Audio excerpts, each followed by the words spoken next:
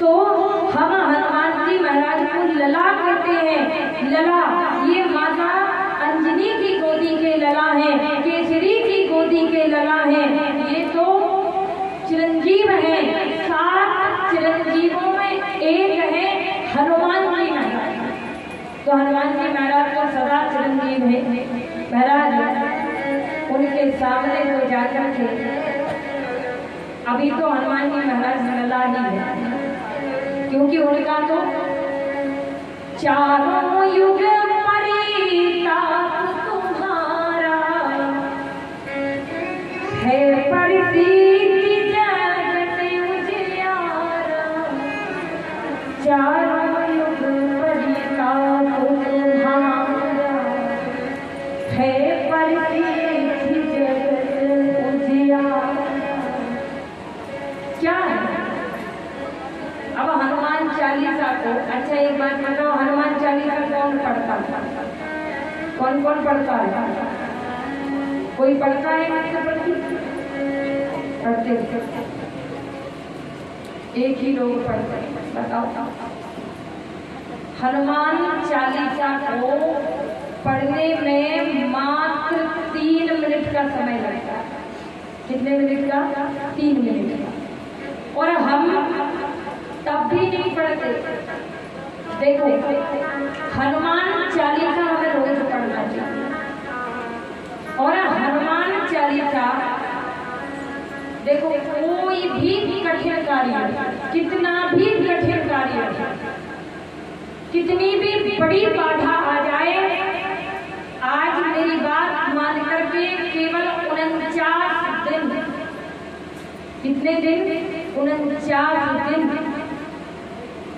सुंदर कांड का या हनुमान चालीसा का आप पाठ करते हैं, सुंदर कांड का पाठ करें तो एक ही चौपाई का संपुट लगा के यदि आप पाठ करते हैं, कौन सी चौपाई? बोले दीन दयाल बिरद संभारी, हरहु नाथ मम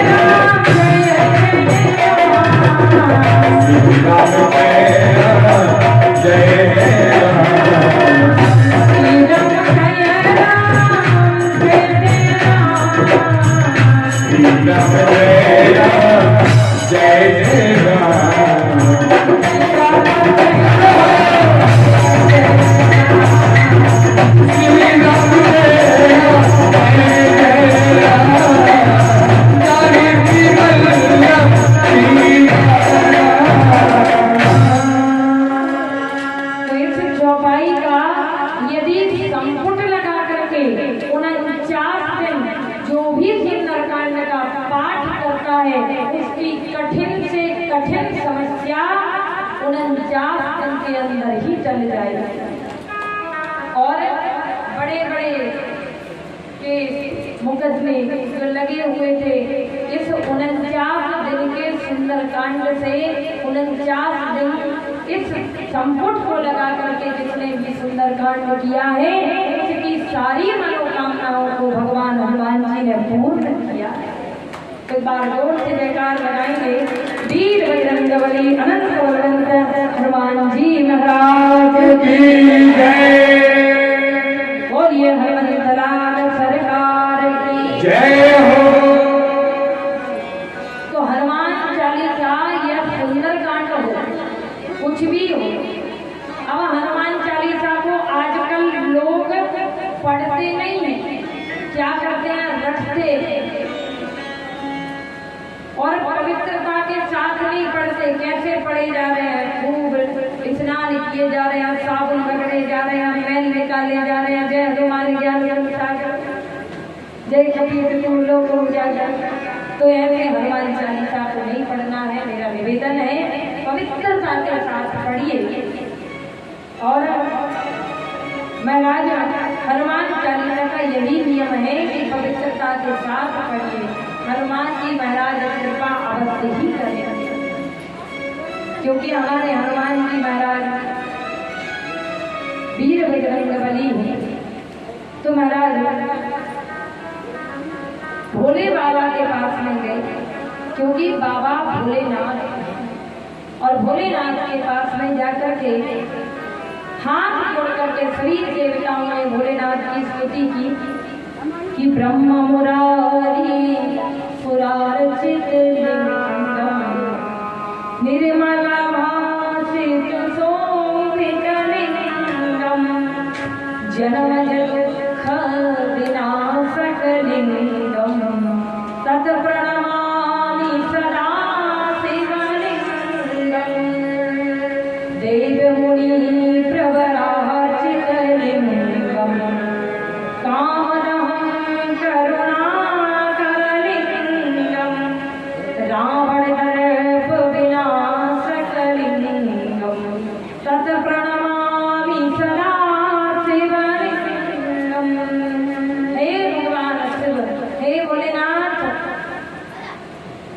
समुद्र मंथन में विष निकल आया है। हे प्रभु, अतएव हमारा निवेदन है कि आप ही कुछ कीजिए। आदि शक्ति मां भवानी बोली, देवताओं, तुम लोगों को कुछ भी होता है तो तुम लोग हमारे पति के पास क्यों चले आते? क्या हमारे ही पति मिलते?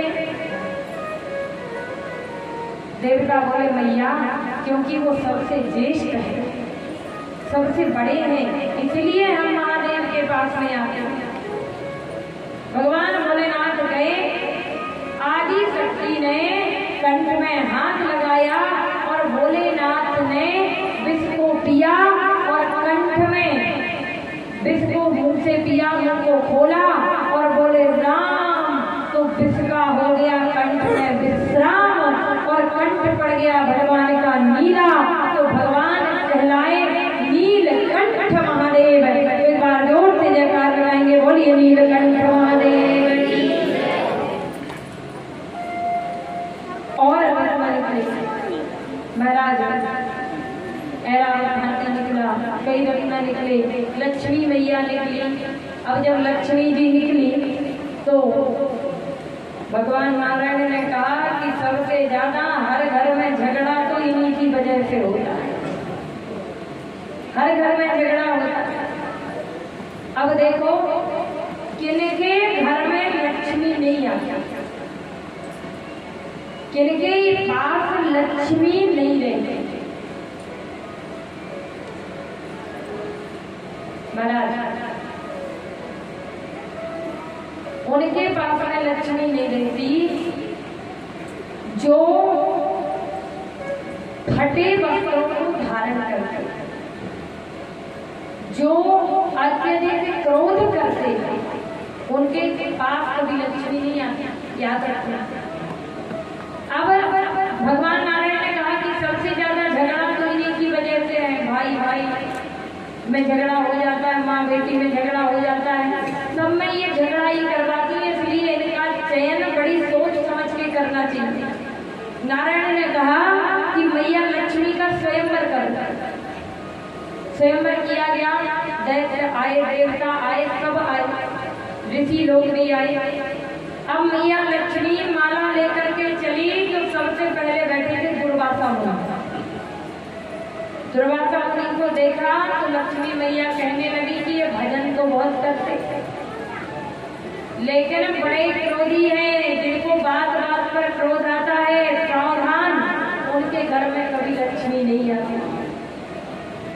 बोले क्रोधी हैं और क्रोध बहुत बड़ा अवगुण है महाराज। दूसरा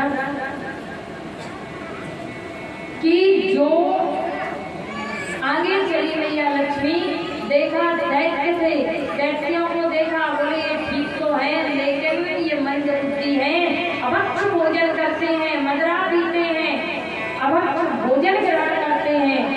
जो अपने घर में अभक्ष भोजन ग्रहण करते हैं, शराब पीते हैं, उनके घर में कभी भी लक्ष्मी नहीं रहती। आएगी, लेकिन आपने देखा होगा कि शराब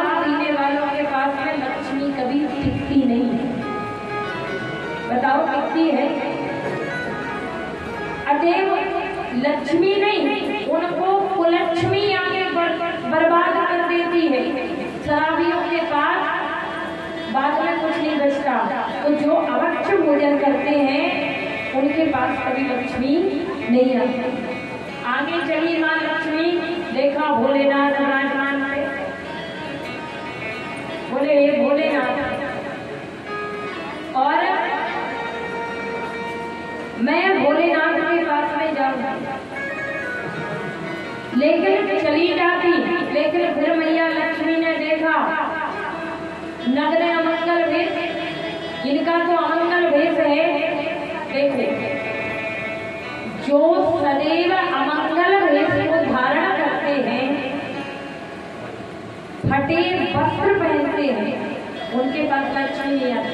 देखो, फटे वस्त्र नहीं पहनना चाहिए, फटे वस्त्र पहनने का अधिकार केवल गरीब को, और हमें अधिकार नहीं है कि हम फटे वस्त्र पहने। लेकिन आजकल फैशन, अगर वस्त्र फटे ना हो तो ब्लेड से फटा लिए।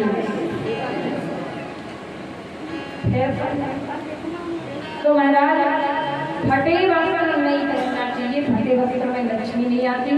इसीलिए अब मैया लक्ष्मी चली आगे माला लेकर के, और मैया लक्ष्मी ने देखा कि नारायण खड़े हुए हैं। नारायण को जब देखा तो महाराज देख करके कहने लगी कि ये नारायण बहुत अच्छे, इनमें सब गुण है, अतएव मैं इनसे ही विवाह करूंगी। और मैया लक्ष्मी ने नारायण के गले में माला पहनाई है। बोलिए लक्ष्मी नारायण भगवान। फिर निकला है अमृत, और जैसे ही अमृत निकला, अमृत लेकर के दैत्य भाग गए। और जब दैत्य भागे तो भगवान ने देवताओं के लिए, देवताओं के हित के लिए प्रभु ने एक अवतार को धारण किया है, और वो अवतार प्रभु का है मोहिनी अवतार। बोलिए मोहिनी भगवान की। आए हैं जहाँ प्रभु ने सुंदर सुंदर अपने पैर में पैजनियां बांधी हैं, और सुंदर स्त्री सुंदर मोहिनी रूप धारण करके भगवान दैत्यों के पास में आए। और दैत्यों के पास में आकर के मोहिनी भगवान अपने घुंघरुओं की छन छन छन करके दैत्यों को लुभाने लगे और मुस्कुराए। सारे दैत्य देख रहे हैं मोहिनी भगवान का नृत्य, और मोहिनी भगवान नृत्य कर रहे हैं। ओ मोरी झूलक झूलक,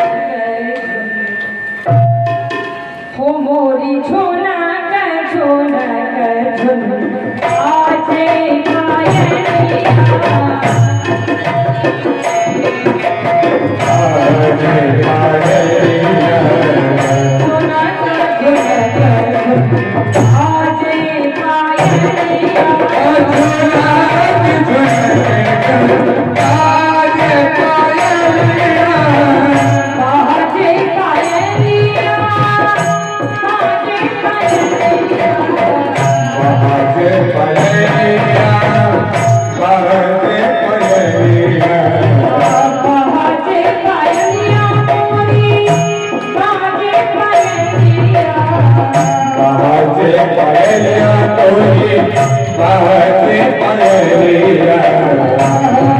झूलक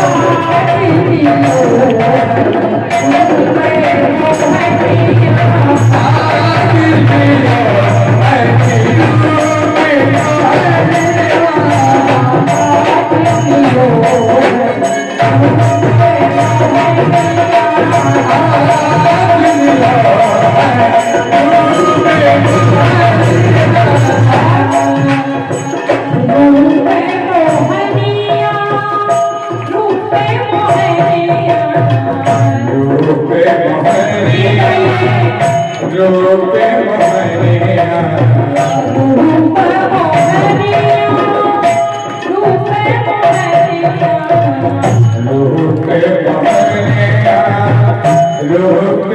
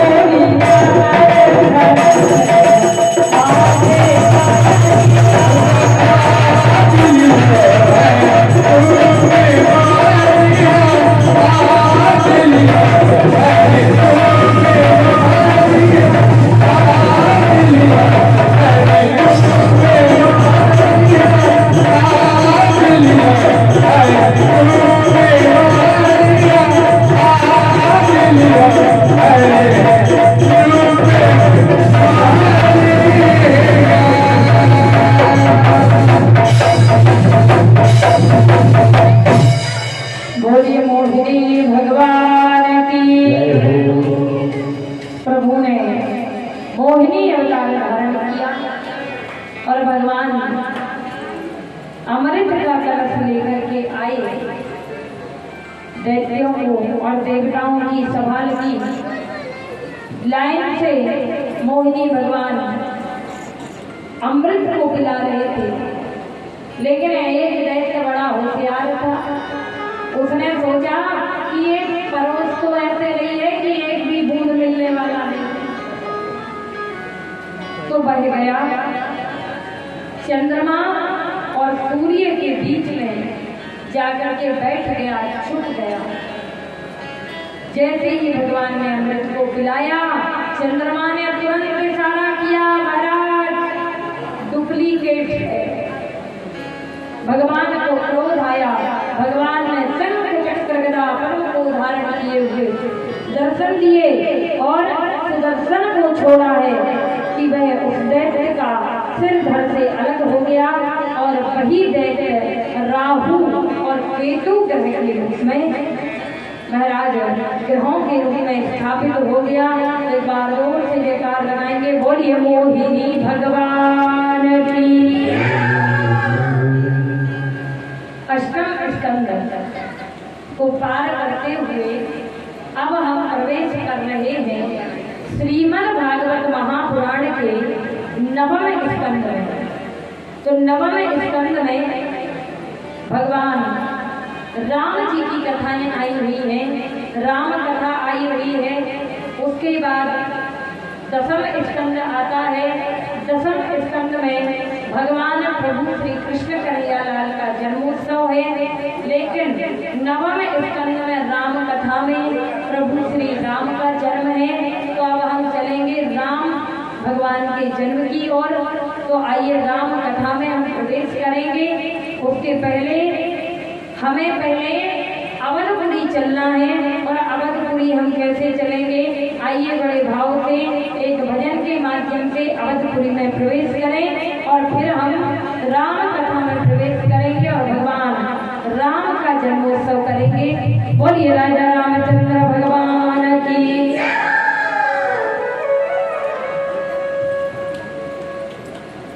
हो सीता राम जी की प्यारी। अच्छा, कौन कौन अयोध्या कोई गया है इधर से कि नहीं गया? नहीं गए ना? तो आज हम बैठे तो आप लोग गए हो, चलो गए हो, अच्छी बात है। तो फिर आपने सब देखा ही होगा। तो एक बार जोर से जयकार लगाएंगे, बोलिए अयोध्या धाम की जय हो। तो हम चलेंगे एक भजन के माध्यम से, मस्ती से झूमते हुए और भाव के साथ। चलोगे कि नहीं? सब चलोगे? अब तो देखो बोल दिया, अब तो हम आपके अपने बोलो। तो आइए बड़े भाव पे।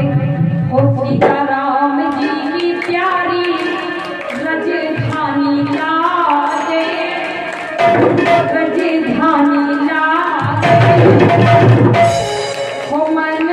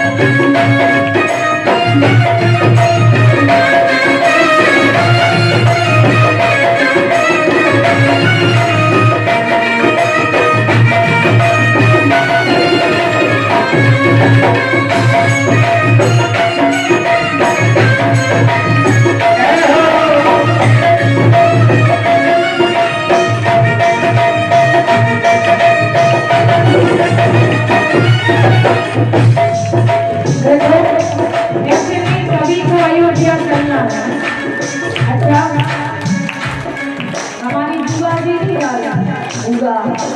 चलो अयोध्या चलो, जरा हाथ उठा के नाचते हुए जय हो।